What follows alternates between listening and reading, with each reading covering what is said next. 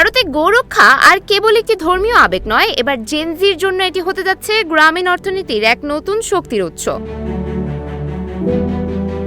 ভারতের উত্তরপ্রদেশে মুখ্যমন্ত্রী যোগী আদিত্যনাথের সরকার এক অভিনব উদ্যোগ নিয়েছে। তরুণ প্রজন্মকে গোরক্ষা ও গোসেবায় উদ্বুদ্ধ করতে রাজ্য জুড়ে প্রশিক্ষণ দেওয়া হবে প্রায় 10,000 গোমিত্রকে। উদ্দেশ্যটা পরিষ্কার, গোশালাগুলোকে এখন আর চার দেয়ালের মধ্যে বন্দি রাখা হবে না। গোবর ও গোমূত্র ভিত্তিক বাণিজ্য, জৈব চাষাবাদ এবং বায়োগ্যাস প্ল্যান্টের মতো উদ্যোগের মাধ্যমে তৈরি হবে নতুন নতুন কর্মসংস্থান।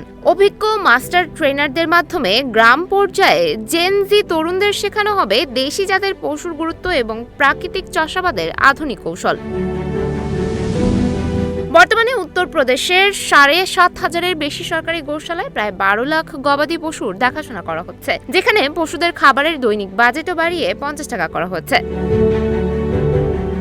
পরিবেশ রক্ষা, নারীদের ক্ষমতায়ন আর গ্রিন এনার্জি সব মিলিয়ে জেনজি এবার গোরক্ষাকে বানিয়ে নিচ্ছে এক স্বনির্ভর ভবিষ্যতের মাধ্যম।